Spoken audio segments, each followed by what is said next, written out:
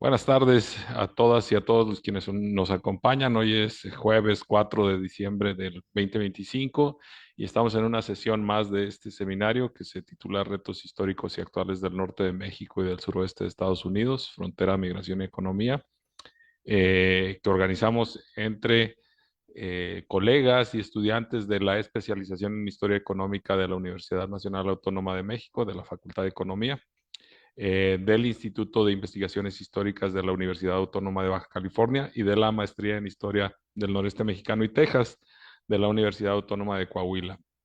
Hoy el doctor Mario Ceruti va a presentar su último trabajo que trata con los empresarios en la comarca lagunera y la sesión la va a moderar la doctora Adriana López. Yo ya no voy a hablar más sobre el trabajo ni sobre el doctor Ceruti porque la doctora López se va a encargar de esta presentación.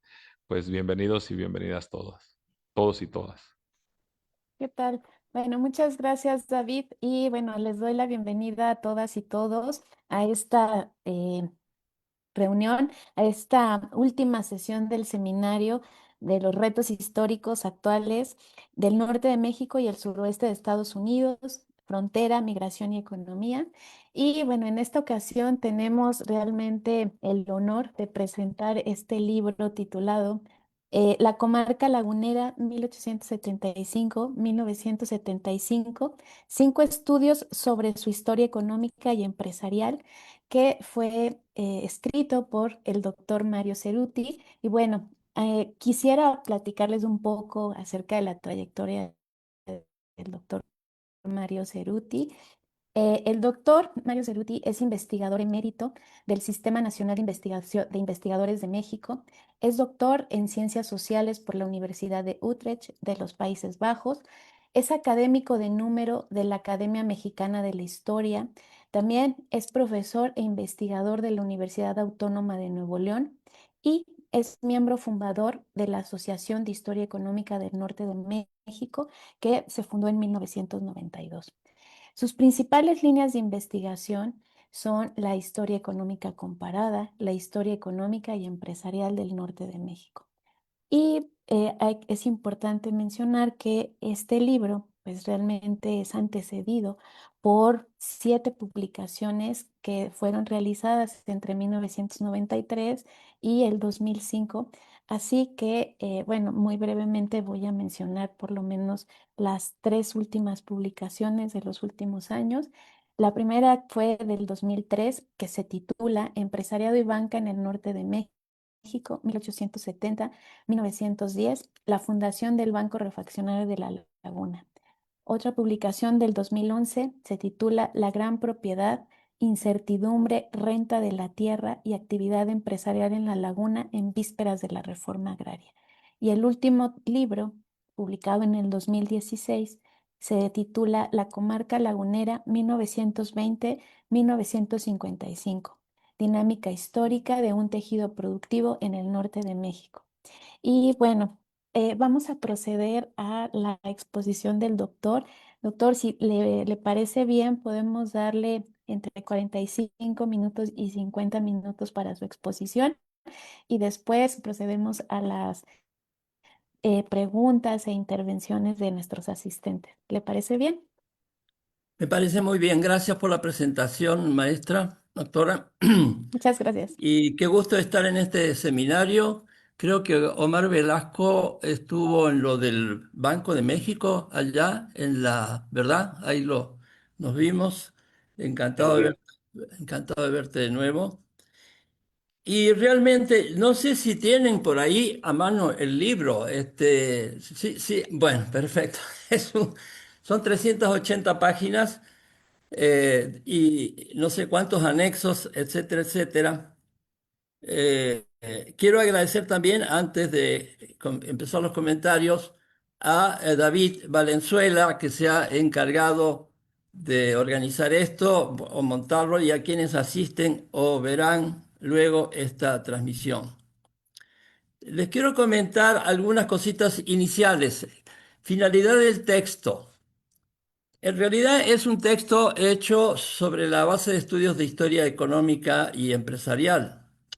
pero tiene mucho que ver o hemos querido apuntarlo también hacia otras ciencias sociales, especialmente las que trabajan los problemas de desarrollo regional.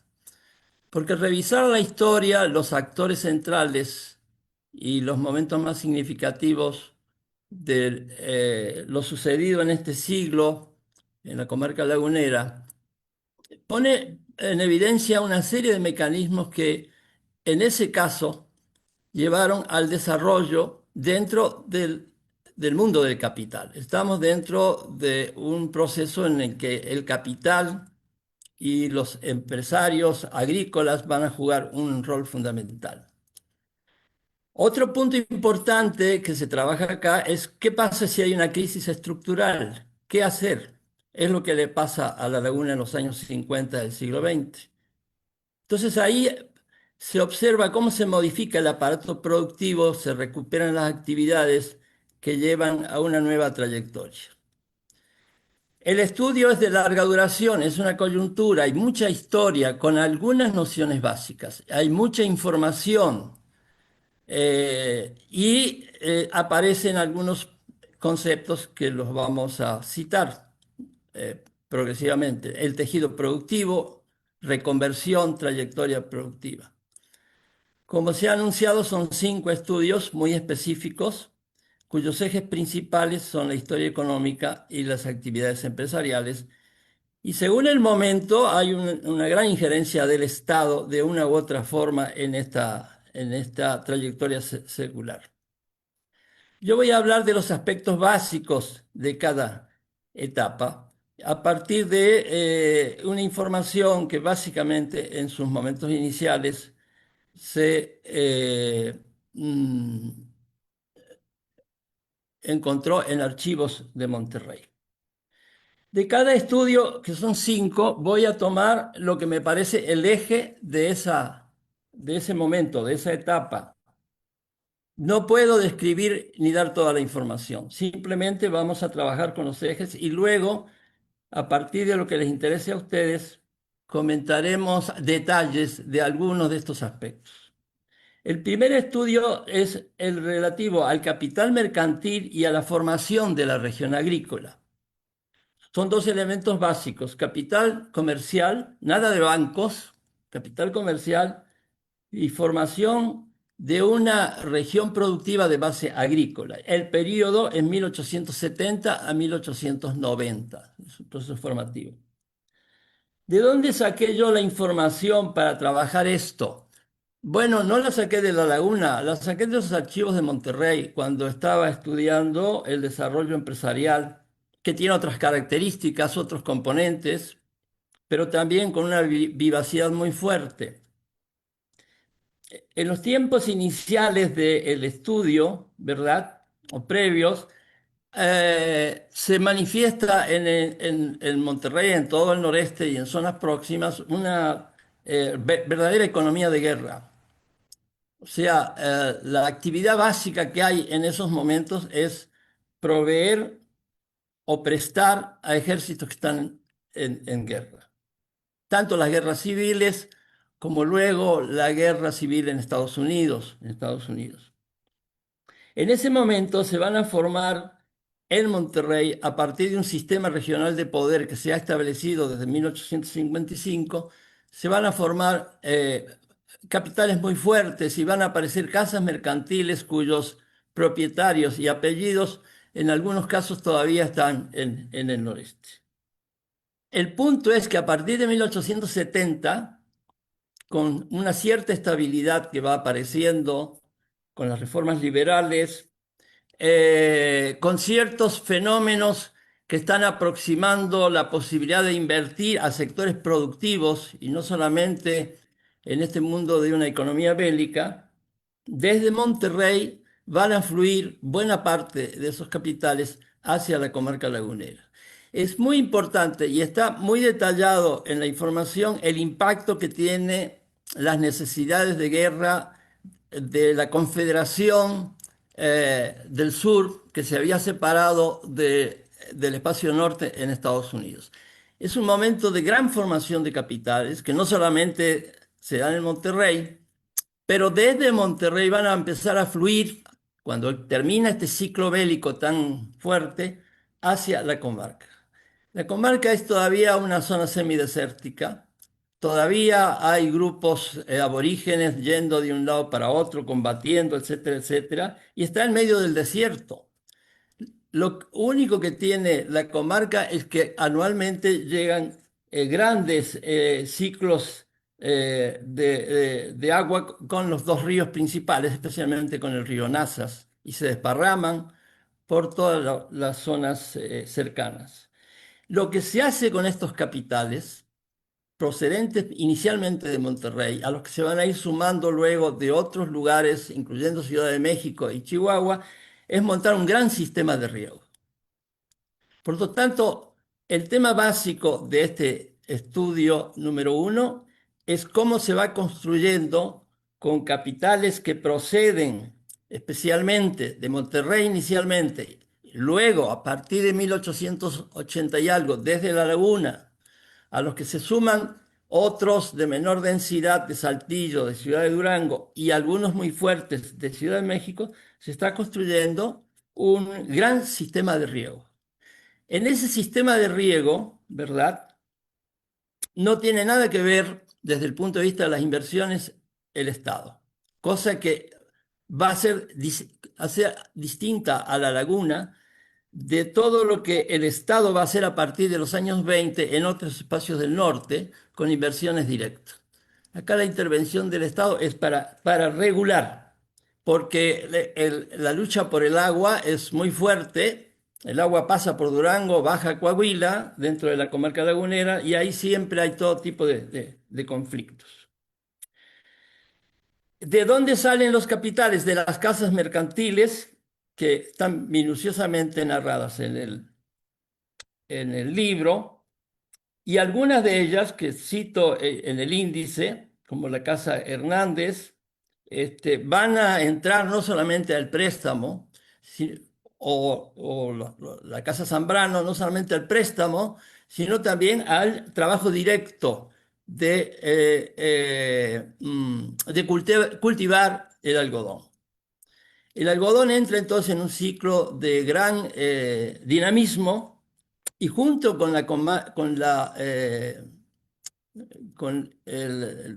zona de Yucatán, con la comarca del Enequén, compartirían digamos, la posibilidad de ser las dos principales regiones agrícolas que tiene México en ese momento. Nada más que el Enequén va hacia Estados Unidos, se exporta, y el algodón se está vendiendo en el mercado interior porque hay un gran crecimiento de la producción textil. Bueno, ese es el primer estudio.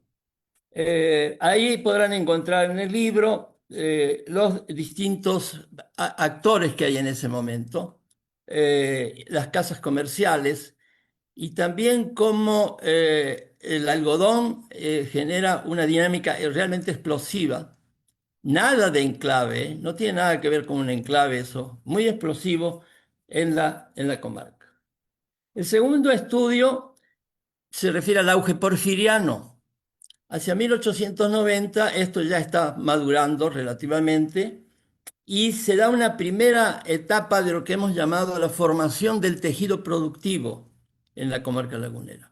Esto se manifiesta sobre todo entre 1885 y 1912, porque la revolución va a imponer ahí un corte bastante importante. Siguen llegando los capitales, pero también empiezan a formarse capitales en la propia comarca lagunera.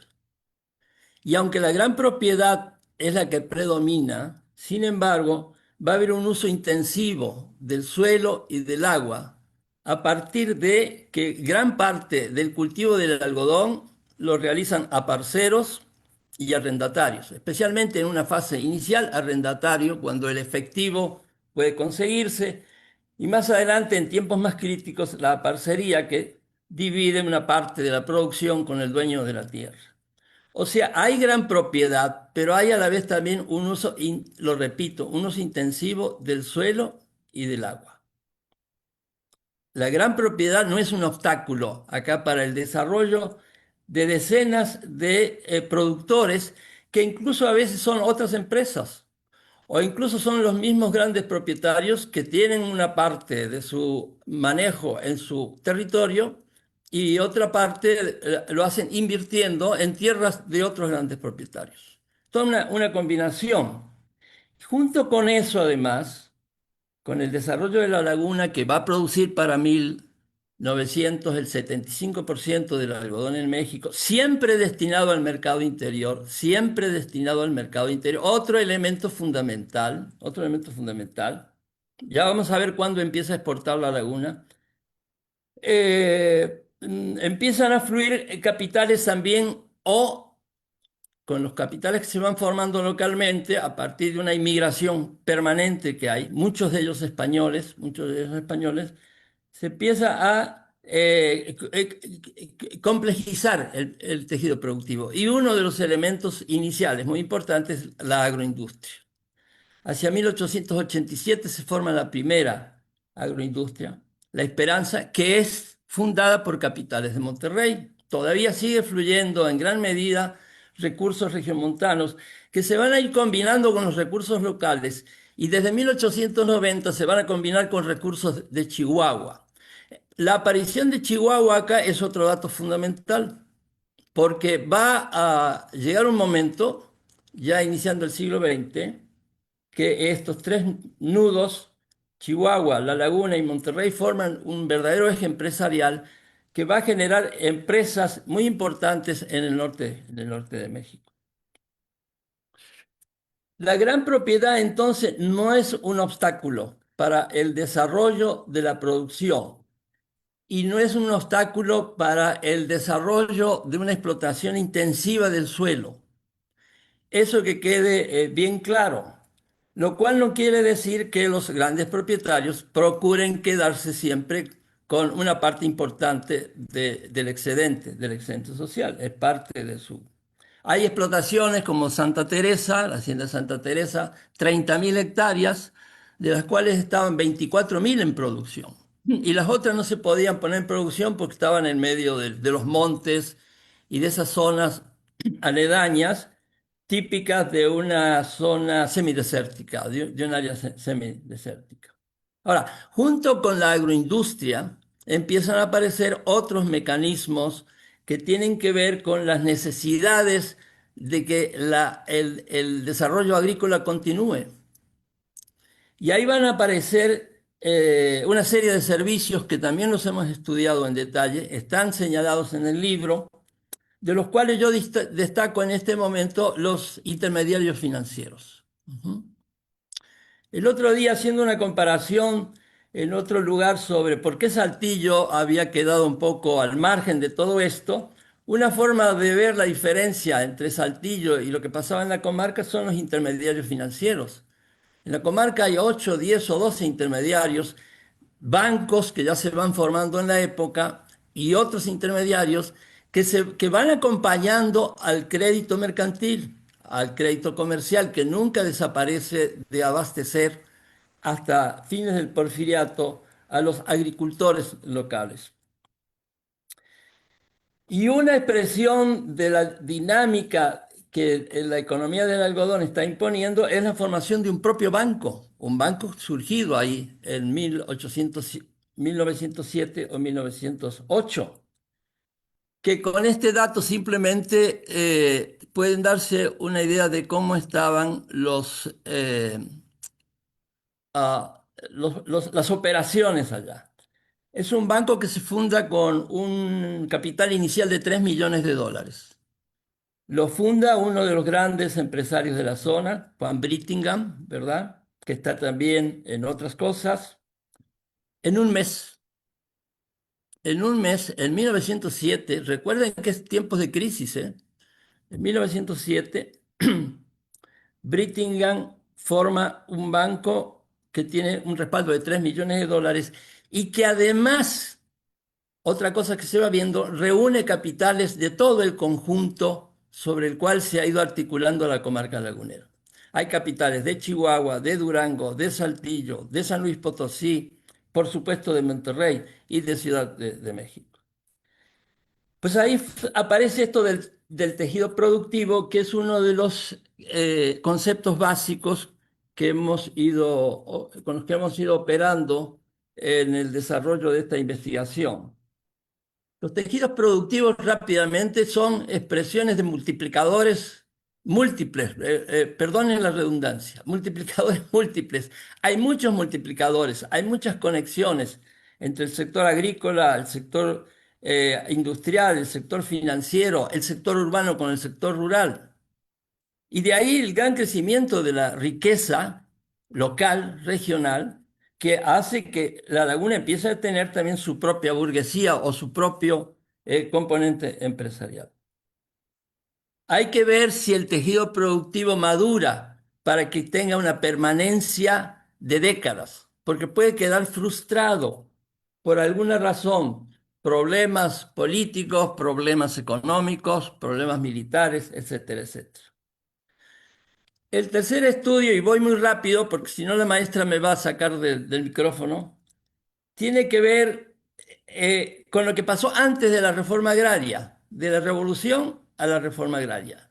Es muy interesante esto, primero porque, como saben bien ustedes, la laguna tuvo unos dramas a partir de los ejércitos y sus luchas tremendas.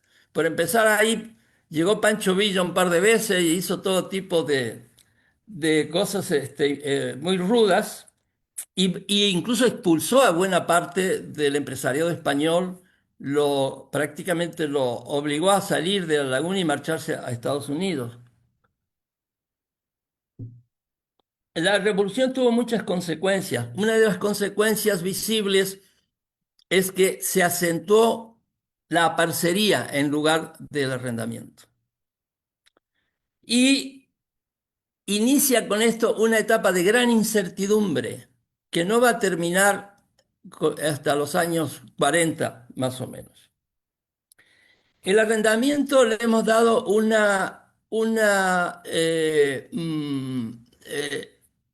lugar especial, porque predominó antes de la reforma agraria. Pese a que la gran propiedad seguía liderando todo y la laguna continuaba siendo el principal productor de algodón, buena parte de ese porcentaje que dentro del país tenía la laguna era producto de los arrendatarios. Y hemos tomado al arrendador con la idea de que el poder operar en ese esquema, ¿verdad? Significaba un comportamiento en el cual iba generándose una capacidad empresarial.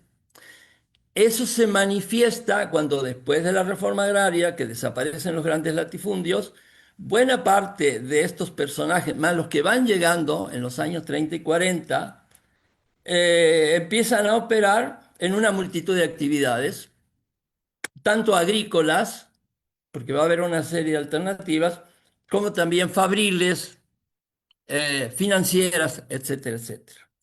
Por eso le dimos tanta importancia y lo hemos estudiado en detalle. Y de nuevo, podía ser arrendador a alguien que tenía muy poco dinero y explotaba acompañando las ganancias del gran propietario, pero podía ser también una gran compañía como la que tenían los Lavín o los Madero, que arrendaban tierras a los grandes propietarios y las ponían en producción dentro de su esquema de desarrollo agrícola, textil, etcétera, etcétera.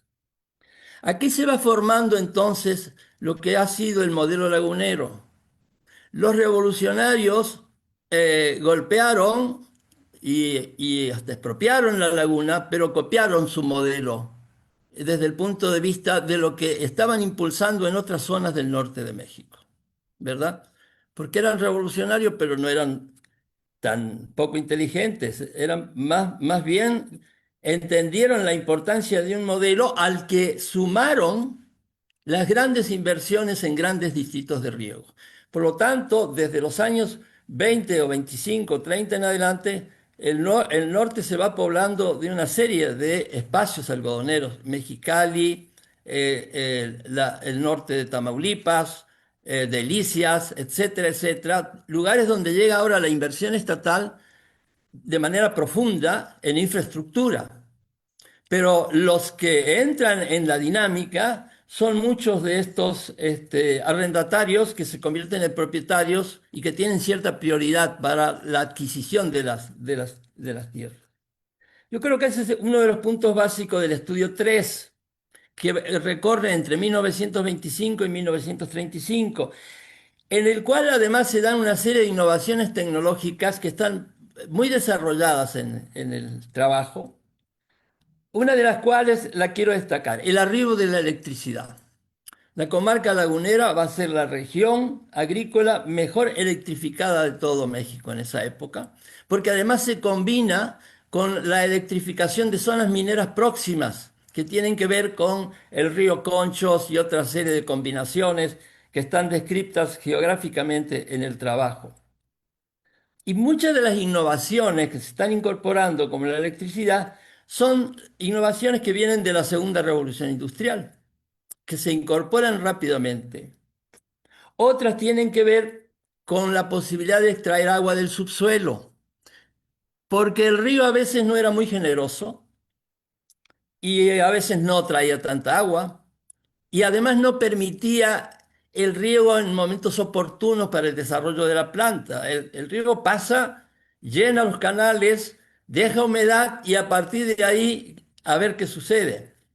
Pero con la extracción subterránea del agua, esto va a cambiar mucho. Y una de las cosas que va a generar esto, todavía en beneficio de la gran propiedad, es que se pueda alternar la producción de algodón con la producción de trigo. Bajan los riesgos, se aprovecha mejor el suelo y el agua, ¿verdad? Y no se depende exclusivamente del agua del río.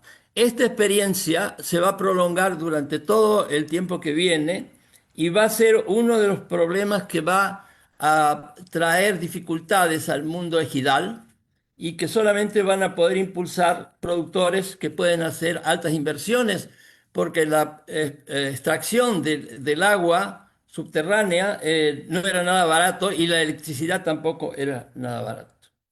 Sin embargo, hasta el año 35, la gran propiedad sigue liderando todo esto con estos esquemas que les estoy señalando. La hegemonía lagunera todavía se mantiene a nivel de la producción de algodón a escala de todo México. Sin embargo, ya aparecen los competidores: Mexicali, el norte de Tamaulipas, un poco más adelante Delicias, y una franja en el noroeste donde no se produce algodón, se produce trigo o se produce hortalizas, ¿verdad? Pero si el algodón tiene precios elevados, tanto en el mercado interno como ahora sí en el mercado internacional, y como es un cultivo anual, muchos productores entran al algodón. Y entonces se va a producir en Sinaloa y en Sonora. Y todo eso le va a complicar un poco la competitividad a la comarca lagunera, que tiene un problema. Cada vez los costos de producción en la comarca lagunera son más elevados. Mientras los precios estén altos, hay ganancia. Pero si los precios están bajos, van a tener problemas y eso lo van a aprovechar los otros competidores de otras zonas del norte. Bueno, el cuarto estudio se refiere a impactos de la reforma agraria y a la ampliación del tejido productivo entre 1940 y 1955.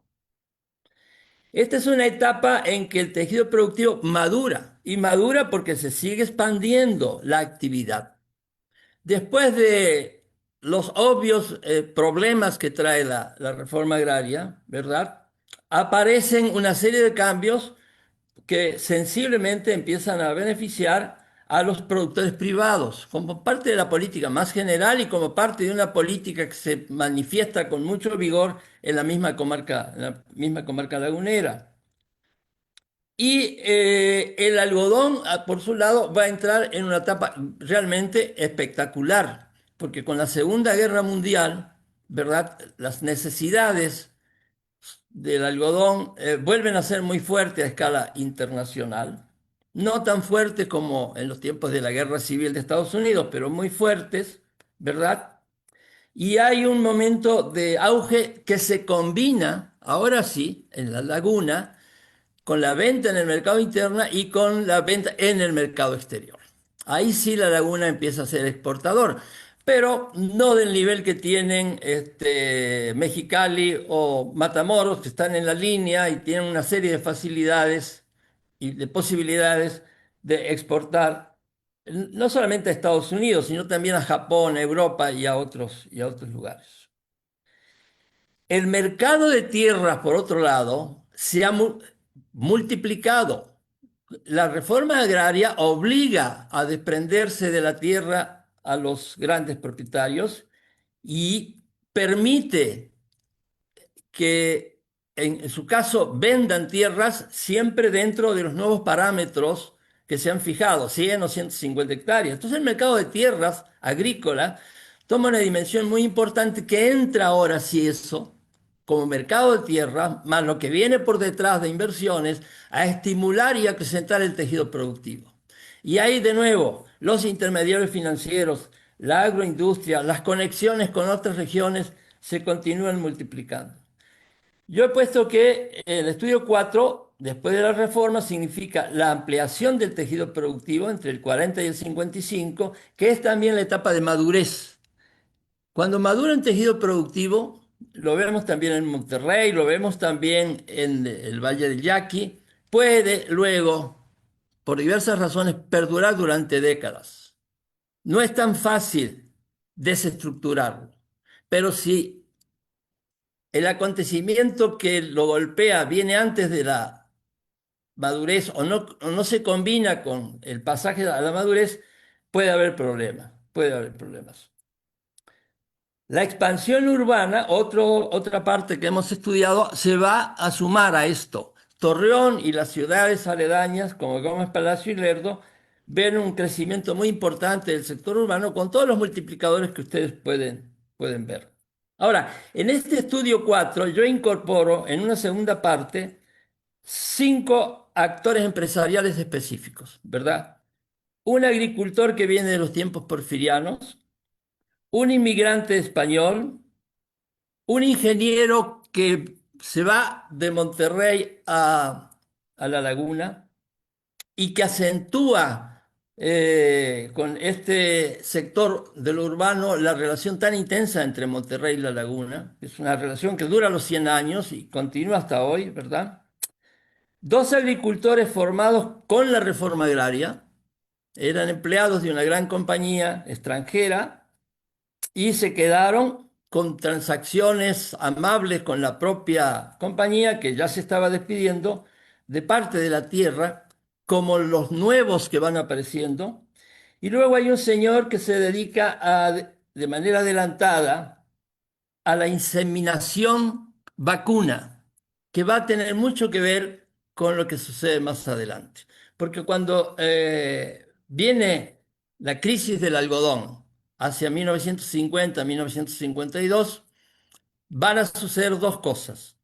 Una, buena parte del sector privado abandona el algodón y entra con tierra y agua a operar en otros sectores que están en pleno crecimiento y que no están tan conflictualizados como la discusión con el agua, cuya parte fundamental del agua superficial estaba dedicada a los ejidatarios. Entonces la idea es que aparecen franjas productivas complementarias sumamente importantes para lo que va a suceder desde 1950 en adelante. Una de ellas va a ser justamente la producción de leche. Y de ahí la importancia de este señor que hacemos la mención de la inseminación vacuna y la traída de Estados Unidos y Canadá de animales de alto nivel para la reproducción y para la producción láctea. Pero también vamos a tener avicultura, viticultura y vitivinicultura, eh, hortalizas, frutales y otras, y ganadería cárnica, que es lo que va a venir en el último estudio. Crisis algodonera y nueva trayectoria productiva entre 1950 y 1975. Ahí es otro punto crítico del estudio y que realmente es el que nos interesa que vean los colegas de otras ciencias sociales que se dedican a los problemas del desarrollo regional. ¿Qué puede suceder cuando una estructura que lleva 70 años funcionando entra en crisis? ¿Cómo se puede salir adelante? ¿Quiénes van a ser los actores fundamentales en el mundo del capital? No se olvide que estamos en el mundo del capital, ¿eh? El mundo del capital. Entonces, lo que va a suceder en estos años es que hay una reconversión productiva. El segundo concepto que hemos trabajado acá, o reestructuración productiva, ¿verdad? Y va a haber un cambio hacia una nueva trayectoria. ¿Cuáles fueron sus salidas? Primero, un tejido histórico creado, un tejido empresarial creado que ya tiene décadas de funcionamiento por distintos vericuetos, ¿verdad? De distintas maneras, pero que está en condiciones de responder por sus habilidades, capacidades, relaciones generales, vínculos familiares y 20 cosas más a alternativas que le resultan rentables. Muy rentable va a empezar a ser, a partir de un momento adecuado, la producción de leche. Ahí está narrada cómo surgen pasteurizadoras, tanto en Torreón como en Lerdo y en zonas próximas, que inicialmente en realidad son cooperativas. Son especies de cooperativas, ¿verdad? Aprovechando la nueva reglamentación y las nuevas instituciones creadas por los tiempos de la reforma agraria. Y incorporando una serie de conocimientos que vienen del sector de la más adelantada biología, de la revolución biológica que se está dando en el mundo animal y que viene en gran parte, sobre todo, de Estados Unidos y Canadá. Pero ahí también va a aparecer, y de manera fundamental, otro actor estratégico, que es el Estado. El Estado cumple en la laguna lo que el Estado debería hacer siempre: apoyar en tiempos críticos cuando hay una situación difícil en un espacio que ha comprobado históricamente que tiene capacidad empresarial e incluso promueve investigaciones, tiene relaciones con otros espacios importantes de México, es capaz de exportar, etcétera, etcétera. El Estado va a jugar una particular función en este momento y hay que incorporarlo como otro actor, ya no como regulador como en los tiempos porfirianos, sino como un prestamista vía Banco de México, ¿verdad, Omar? Para esta nueva dinámica que se empieza a impulsar y que toma un gran vuelo. Porque estas pasteurizadoras, especialmente una de ellas, Pasteurizadora Laguna, va a crecer rápidamente y va a montar una estructura de tipo vertical, ¿verdad? De integración vertical que le va a permitir no solamente elevar la producción con buenos niveles tecnológicos, sino exportarla de la laguna hacia otras regiones de México. Entre otros, la Ciudad de México, a la cual hay que llegar con transporte especializado, ¿verdad? Y hasta a la misma cuenca de Acapulco, ¿verdad? El colmo del calor y de la humedad, ahí llegaba la leche. Bueno, este desarrollo, sintetizando, del área de pasteurizadoras que luego se van uniendo, culmina en 1975 con la formación de una gran empresa, que es Lala, ¿verdad? Lala es un producto de la fusión de las dos pasteurizadoras más grandes y se repite el procedimiento que no lo he mencionado, que se dio cuando se fundó la Jabonera de la Laguna, cuando Juan Brittingham invitó a todos los agricultores a asociarse con la semilla para la producción de jabón y aceite, pero se le pagaba a ellos la producción con acciones y se convertían en accionistas de una empresa que dio unos dividendos fantásticos. Acá sucede algo parecido. Lo que hace Lala, por lo menos en el momento inicial, es reunir a todos los productores de leche, que de paso están también siendo productores de forraje, una nueva área que está apareciendo, y que entran a la nueva empresa en desarrollo como accionistas. Bueno, cada uno de estos, ¿cuánto me queda, maestra? ¿5? 5 minutos, puede ser 5 minutos. Bueno, muy Gracias. bien. Cada uno de los capítulos yo lo terminé con un breve recuento final de 5 o 6 líneas que me voy a permitir leerlos, son breves para sintetizar. Breve recuento final del primer capítulo. El crédito mercantil resultó fundamental para el surgimiento y consolidación en la laguna de una producción agrícola especializada. Ese es un punto importante, una producción especializada.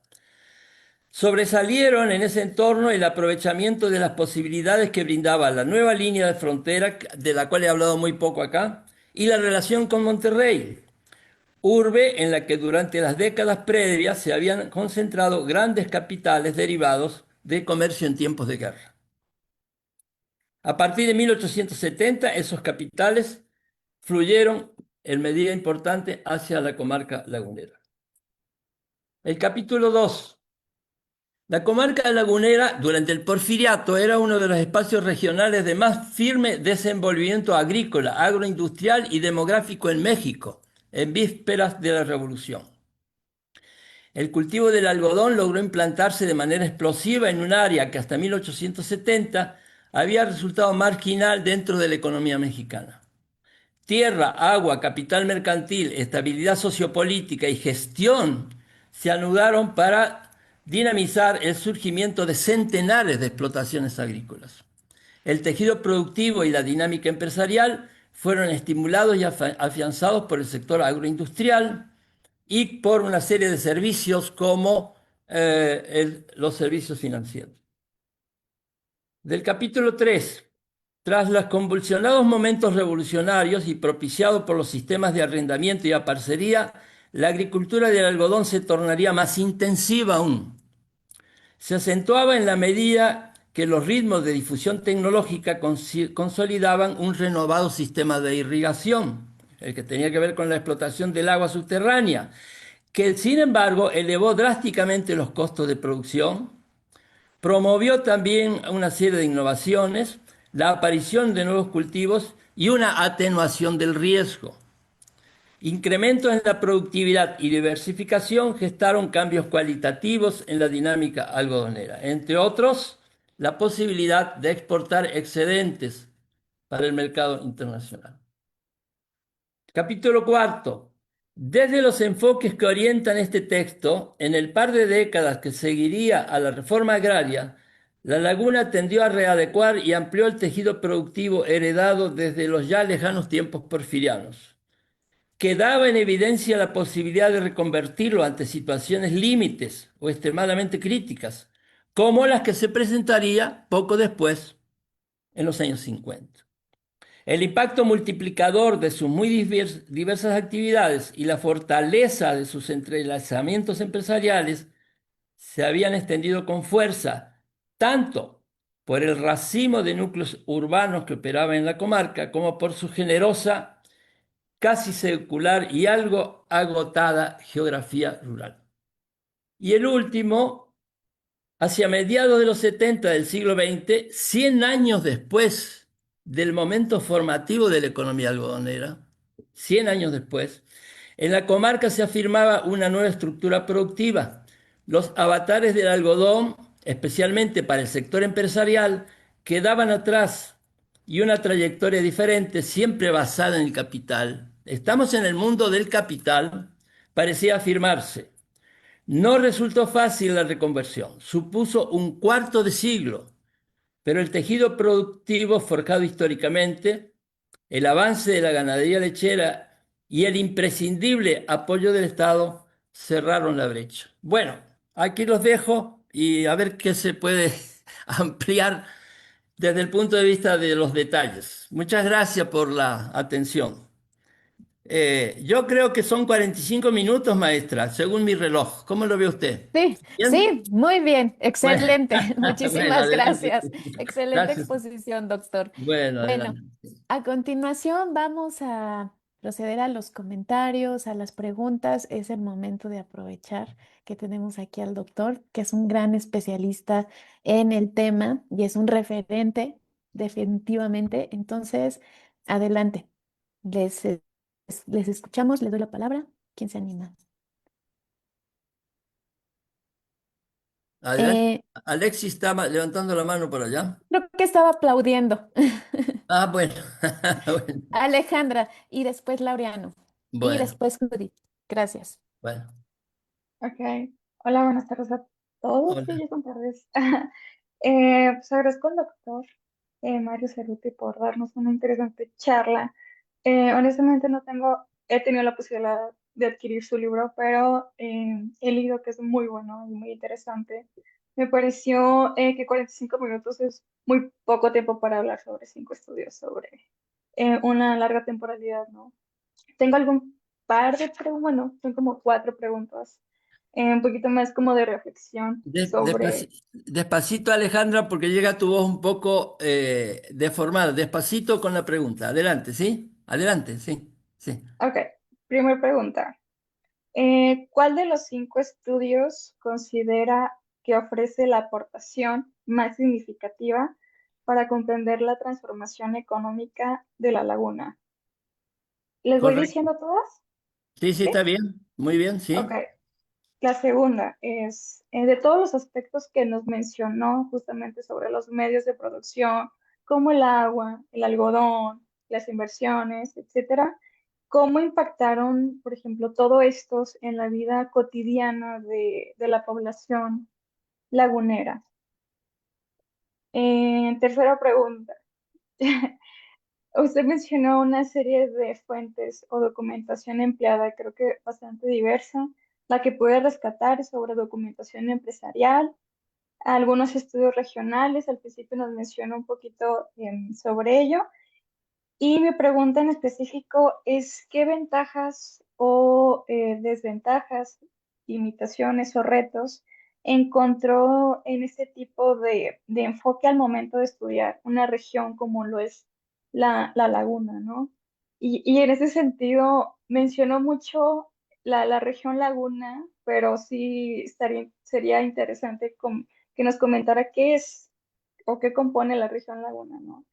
Y por último, eh, si usted escribiera un último estudio, el sexto, justamente de esa transformación económica que usted va narrando a lo largo de su libro, ¿cuál sería como un sexto o un último estudio sobre la laguna, pero en la actualidad, con el mismo enfoque que trabajó a lo largo de estos 5 estudios? ¿Qué tema, bueno, pro- propondría, perdón? ¿Y por qué usted creería que es relevante estudiar este último estudio en la actualidad? Muchas gracias. Pues muy bien. Gracias por tantas preguntas, Alejandra. Bueno, Adriana, hacemos todas las preguntas y después contesto, ¿verdad? Sí, De adelante. acuerdo. Sí, entonces, bueno, le damos la palabra a Laureano, por favor. Ay, ¿sí me escucha, doctor? Sí, muy Sí, bien, Laureano. ok. Bueno, muchas gracias por la plática. Sí, de verdad. Tuvimos, bueno, en las compañías de maestría tuvimos la oportunidad, ¿no? De cuando vino aquí a Saltillo al Vittoresio Robles a presentar, entonces, Ujú. pues qué mejor que otra vez escucharlo. Tengo una pregunta respecto a los españoles, incluso, bueno, otros inmigrantes. Lo que a mí me llama la atención, o usted mismo lo mencionó, que estos mismos españoles, pues en el norte de España no tuvieron las oportunidades, que sí las tuvieron acá. Entonces mi pregunta es, específicamente, o sea, no hubo hostilidades entre españoles y los mexicanos, ¿no? O sea, cómo estos españoles sí estaban progresando económicamente Y no digo que los mexicanos no, ¿verdad? Pero no sé si esto haya traído algunos conflictos ahí de por medio. Y también sobre la aportación de los chinos. Sí lo menciona ahí brevemente, pero no sé si qué más podría aportar respecto a esto del caso de los chinos y si es posible hacer una historia completa económica, ¿no? Sobre las aportaciones de estos chinos que pues sí se dio un caso muy particular, ¿no? A comparación de otras regiones. Y bueno, esas serían mis preguntas y muchas gracias. Gracias, Laureano. Bien. Gracias, Laureano. Adelante, le damos la palabra a Judith. Hola, buenas tardes. Primero, pues muchas gracias. Me pareció un libro muy interesante. Creo que además es muy útil por el periodo que abarca el estudio. Además es útil para mi investigación que estoy haciendo en la maestría, así que seguramente lo voy a utilizar. Yo tenía dos preguntas. En el capítulo uno digo, en el estudio uno, perdón, habla sobre que se cambia el enfoque del capital hacia las actividades productivas Mm, cuando se cambia este asunto de los créditos y los préstamos que daba la iglesia hacia los comerciantes y las casas mercantiles. ujú. Eh, Mis preguntas son si este cambio de gestor económico modificó los procesos y las dinámicas de las actividades productivas o si en realidad, para empezar, estaba destinado este cambio a modificar los procesos o el enfoque principal solo era la regularización que no tenía la iglesia. Bueno, a ver, amplía un poquito. La pregunta es si modifica qué o no modifica. Ujú. Más bien si eso, si los modifica o no los modifica, o si hubo como una continuidad después del cambio de los gestores económicos. Bueno, sí, correcto. Ujú. Bueno, muy bien. Muchas gracias. Y por último, le damos la palabra a Mariana. ¿Qué hace Mariana ahí? Aquí estoy, siguiéndolo, como siempre. Ah, Como sabe, bueno, yo tengo mucho interés en su trabajo porque justamente mi trabajo coincide con muchas cosas o se vincula de muchas maneras con el suyo. Y bueno, yo tenía una pregunta. Cuando usted habla sobre el desarrollo digamos, de la región algodonera de la laguna y que va trascendiendo, digamos, esta parte de la agroindustria, habla sobre el papel de los intermediarios financieros. A mí me ujú. gustaría un poquito más, si podría desarrollar un poquito más cuál es la función que tienen ellos. Me interesa mucho porque, bueno, es algo que en lo que yo he trabajado han estado algunos de ellos, ¿no? Y a mí me sigue sorprendiendo sobre la biografía de Brittingham, sabiendo que él llega muy joven y Ujú, las cosas que logra conseguir. ujú. Y sobre todo, bueno, esto que ya había mencionado sobre cómo él reúne a todos los propietarios y bueno, de las semillas y cómo logra establecer, digamos, poderío. Pero a mí la pregunta que quería hacerle es, ¿qué estrategias o cómo es que Brittingham hace para reunir los capitales de otras regiones para poder invertir en este banco propio que está en crisis en 1907? Está en crisis México, el banco no, estaba Bueno, surgiendo. sí, en Claro, México, sí. sí. Bueno, muy bien. ¿Cuánto tiempo tengo, Adriana? Pues la verdad no nos dio límite de tiempo, David, así que usted siéntase, No, no, no. Bueno, vamos a ver, voy a empezar con Alejandra. ¿Cuál sería el estudio más significativo? ¿Qué problema, Alejandra, ese? Porque la idea de los estudios no es de separarlos, sino de plantearlos de una manera que muestre cómo va concatenándose el conjunto de situaciones y épocas. Ujú. Entonces, to- todos son importantes para el conjunto del libro. Ahora, si tú me dices cuál me gusta, me puede haber gustado más a mí o a ti, ese sería otro problema, pero no nos ayuda. Yo creo que todos tienen una parte esencial, porque es una historia de larga duración y es una construcción y deconstrucción permanente. De todos modos, hay momentos esplendorosos y momentos un poco más rudos, ¿no? Para algunos la reforma agraria pudo haber sido el momento glorioso, eso se ha estudiado muchísimo.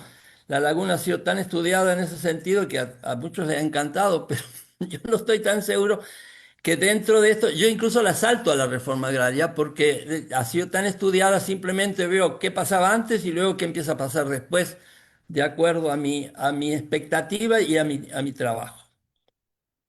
La vida cotidiana, pues depende de qué, qué parte de la gente que había en la laguna. Todos tenemos vida cotidiana, pero no todos vivimos iguales.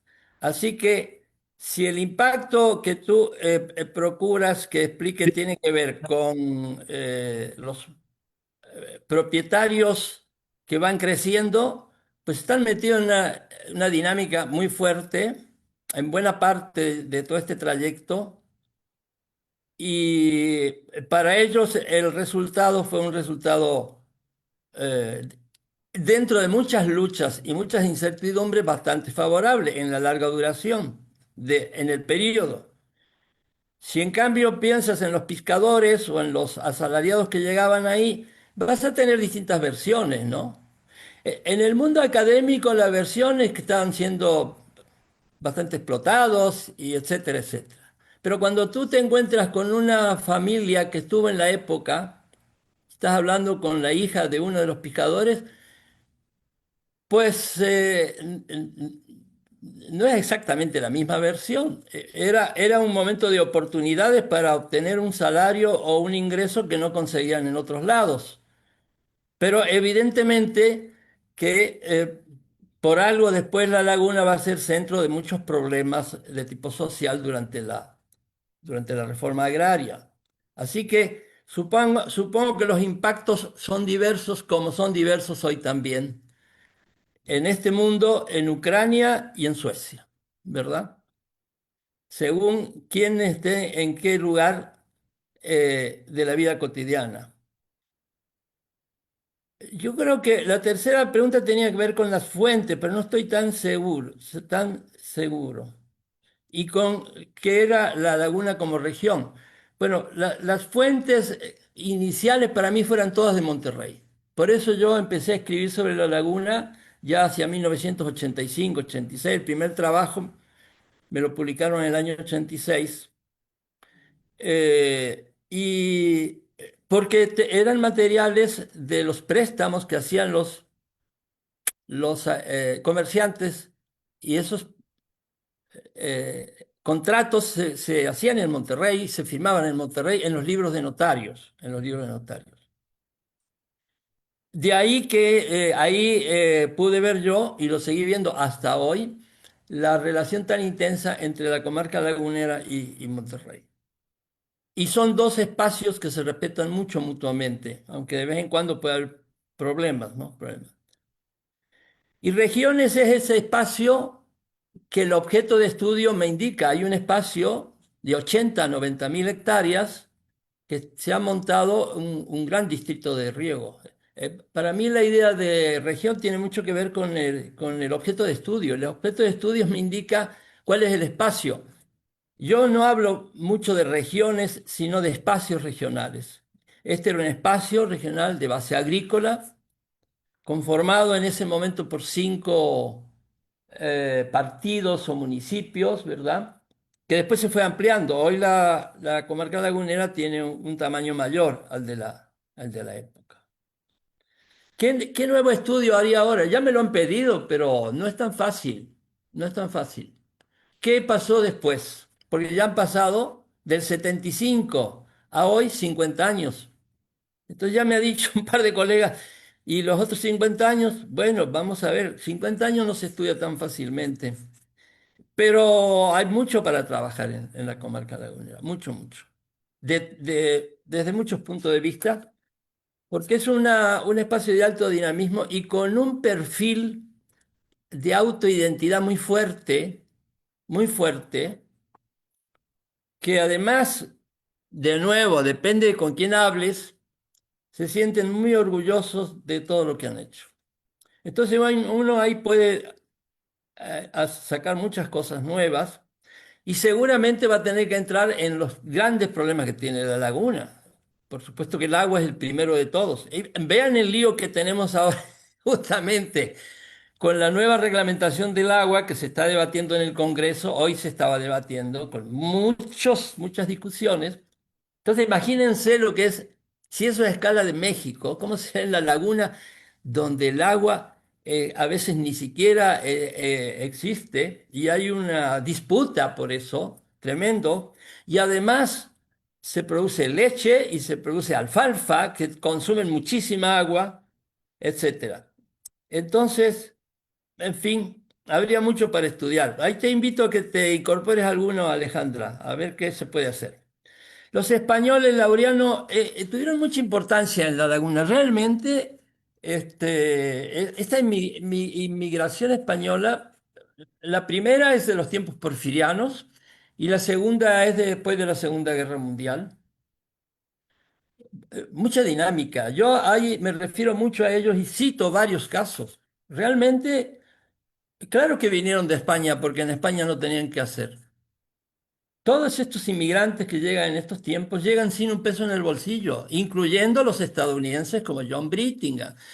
Cuando vean un apellido en inglés, no crean que trae capitales. Eso es un invento de la historiografía de hace 40 años, que veía un apellido que no era español y era capital extranjero. No, cuernos.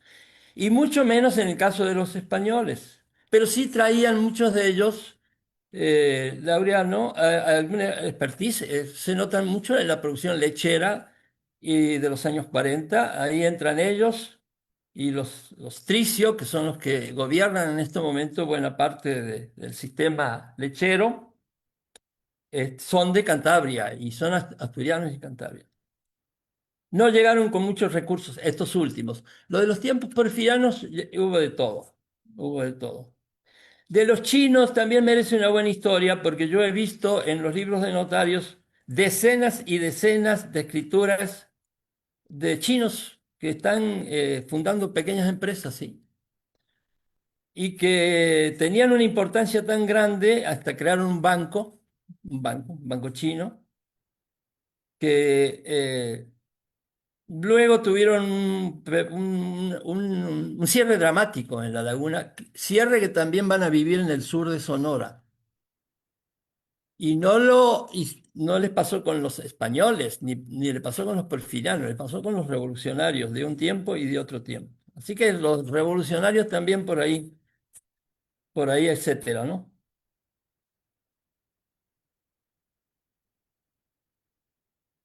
¿Qué estás investigando, Judith? Para contestar tu pregunta, ¿qué estás investigando? Mi investigación es sobre la arquitectura del siglo XIX. Bueno, entonces no sé hasta dónde te puedo ayudar con esto, pero dentro de la arquitectura, ¿qué sería? Las nuevas áreas urbanas, construcciones arquitectónicas especiales, Estoy infraestructura. investigando las corrientes arquitectónicas de la ciudad de Saltillo durante el siglo XIX. Ah, bueno, muy bien. Entonces ahí te vas a Torreón, porque tiene otra historia, mira. Y una cosa que sobresale mucho en Torreón es la explosión urbana que rodea al centro, en donde aparece un contingente nuevo que son los ingenieros civiles, muchos de ellos procedentes de Monterrey. Y también de Monterrey son casi todos los ingenieros agrónomos que hay en la laguna, tanto que han hecho una asociación de ingenieros agrónomos egresados del TEC de Monterrey. No, yo creo que podrías tener. Y respecto al segundo punto, ¿cómo va cambiando? Sí, en realidad hay una fase de acumulación, lo que yo muestro en el libro. No sé si es lo que me pregunto. Hay una gran fase de acumulación de capitales. La explosión mayor llega con la guerra civil en Estados Unidos. El que tenga el libro, vea esa parte, por favor, de la correspondencia que hay entre los comerciantes del noreste, los tejanos y la gente que necesita algodón en Europa. Pues no le llega el algodón. El algodón ha sido sometido a una presión tremenda por la flota norteña que rodea el sur, Nueva Orleans, y tiene que pasar por ahí abajo, por el noreste, por Monterrey. Y entonces la posibilidad de acumular es impresionante, impresionante.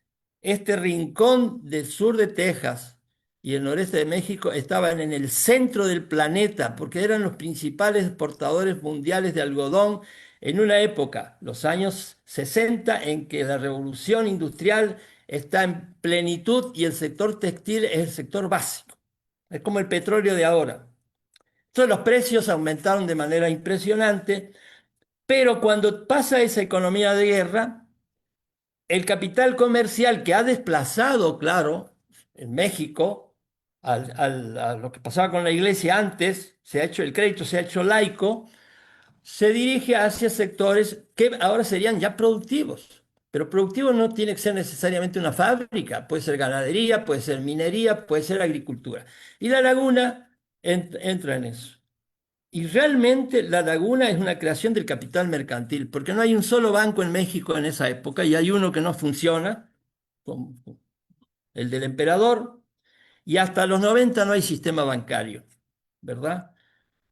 Es más, con plena expansión del sistema bancario va a continuar el crédito. Entonces va por ahí. Actividad productiva en este caso es la agricultura, que genera todo lo que hemos señalado antes, en una región especializada que atrae mucha inmigración de todo tipo, muchos extranjeros y muchos mexicanos. Para Mariana, bueno, intermediación financiera, Mariana, es proveer de recursos, es captar recursos de la base social y económica y encauzarlos hacia sectores que lo necesitan.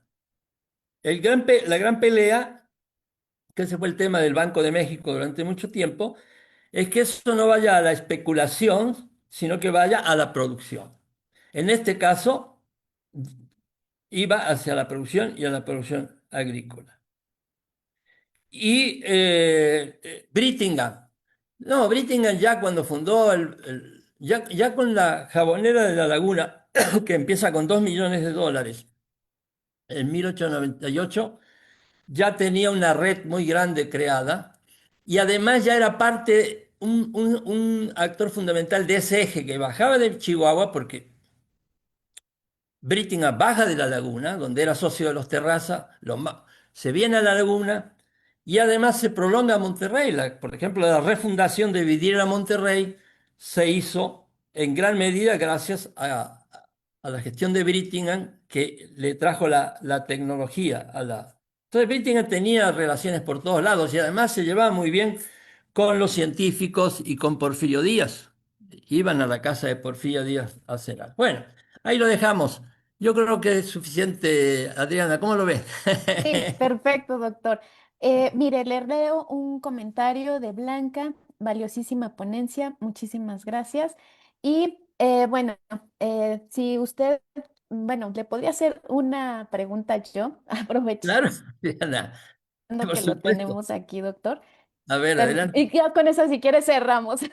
Adelante, Adriana. Mire, yo quisiera que nos platicara acerca de, para usted, ¿qué características tenía este tejido productivo que le permitió tener esta perdurabilidad durante 100 años y al mismo tiempo, pues, impulsar esta reconversión productiva a partir de la década de los 50?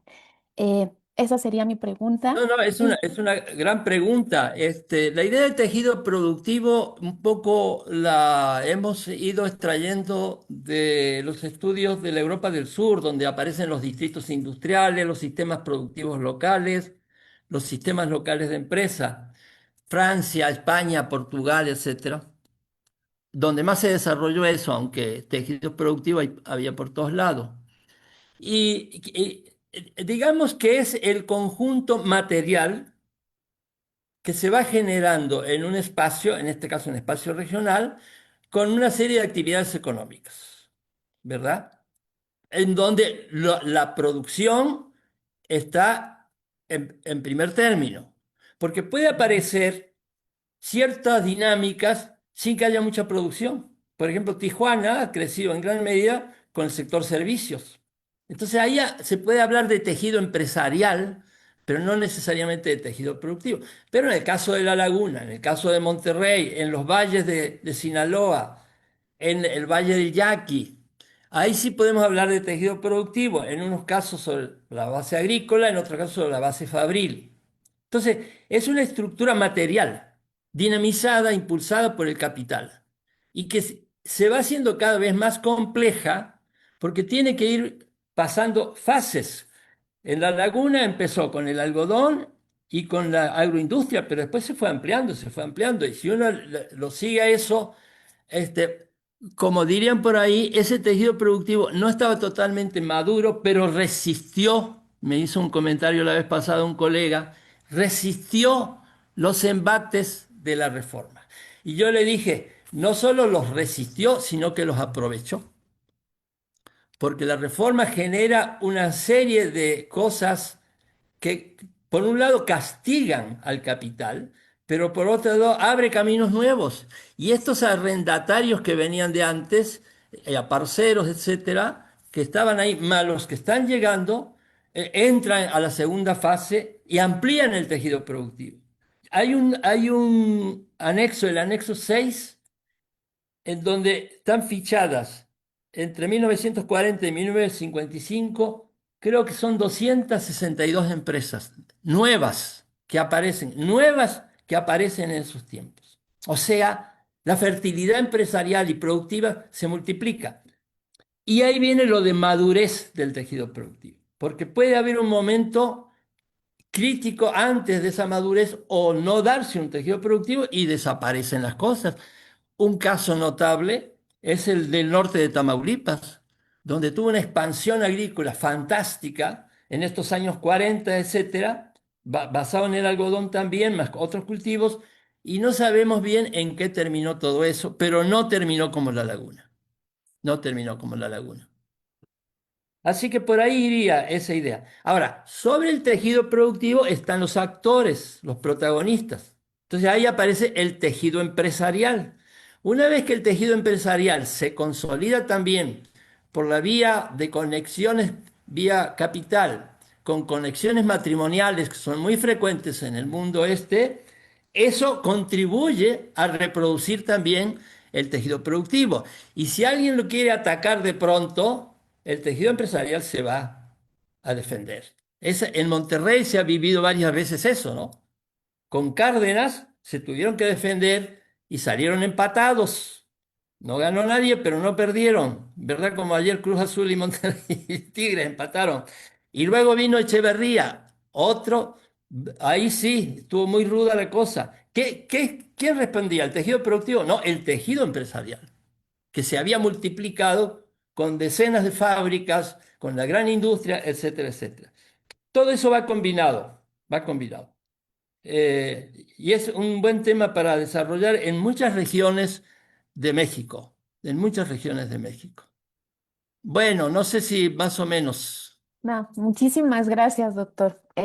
Bueno, pues no sé si haya alguna otra pregunta, comentario, David, Omar. Eh, yo le quisiera preguntar un poco más, digo, ya hizo referencia a esta relación que se teje del tejido empresarial con el mundo de la política. Si es que detecta usted que se teje y qué influencias tiene para la reconversión productiva que hay en la laguna. Bueno, ese es otro aspecto que también está presente, pero ahí hay que dividir entre el Estado como aparato y los que dirigen el Estado. Son los políticos. Son los políticos. Eh, por ejemplo, en el Valle del Yaqui, buena parte de los que se convierten en grandes agricultores, que de paso vienen del porfiriato, porque en la laguna se van los grandes propietarios, se van. Pero en el Valle del Yaqui no se quedan, y están los ejidatarios por un lado, bueno, Muchos de ellos tenían vinculaciones con el partido gobernante, ni te digo en Sinaloa.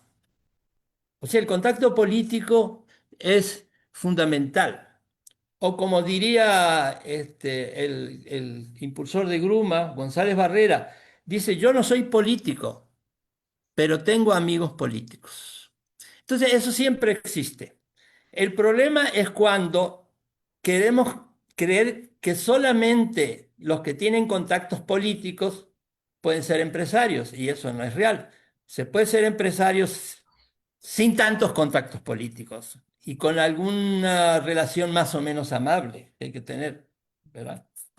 Eugenio Garza Sada no tenía altos contactos políticos y creó un imperio acá, ¿verdad? Pero sí tenía muchos contactos de otra naturaleza, y había organizaciones empresariales que lo protegían cuando debían proteger.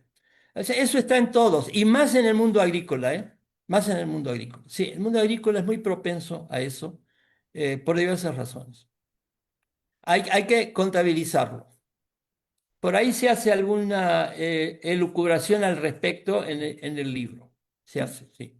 Hay que tener capital, eh,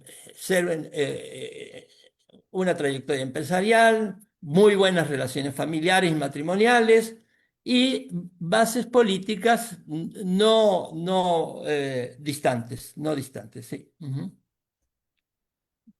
No hace falta que seas de un partido como era González Barrera para tener amigos políticos, que era muy amigo de Jan González, de toda la gente que manejaba la CONASUPO, y él del maíz construyó un imperio que ahora está realmente globalizado. Grumba, sí.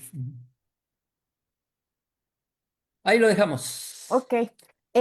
Híjole, todavía Mariana levantó la mano, doctor, no sé, dice que rapidísimo. No, Mariana no puede hablar menos de 15 minutos. No, Ok, sí, sí puedo hablar. Solamente agregando a lo que usted dice sobre este tejido empresarial y ahí, digamos, como que me voy a hacer publicidad, digamos, esto que ya mencionó de la conexión capital, matrimonial, de las relaciones políticas y ta. También de lo que yo pude observar en mi tesis es esta dinámica que tienen constante de mandar a sus hijos a formarse en el extranjero, desde Chihuahua hasta Monterrey y Ya, Torreón para formarlos como líderes empresariales. ya. Sí, en muy bien.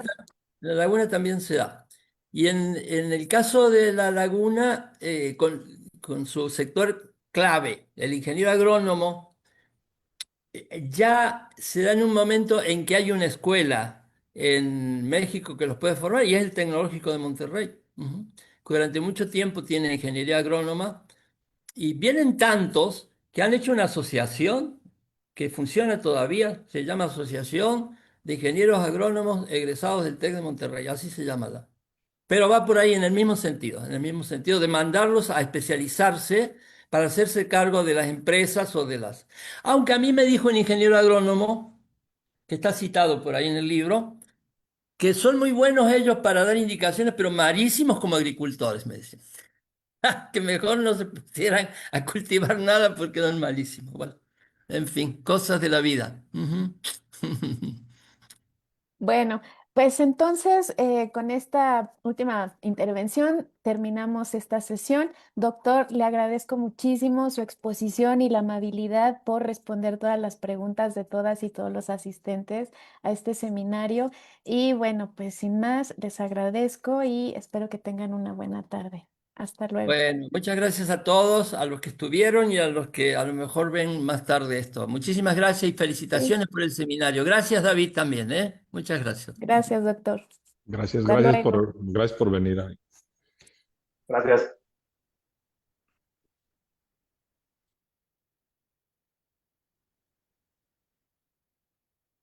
Bueno, bueno, chicos, pues Yo solamente muchas tenía un gracias. comentario.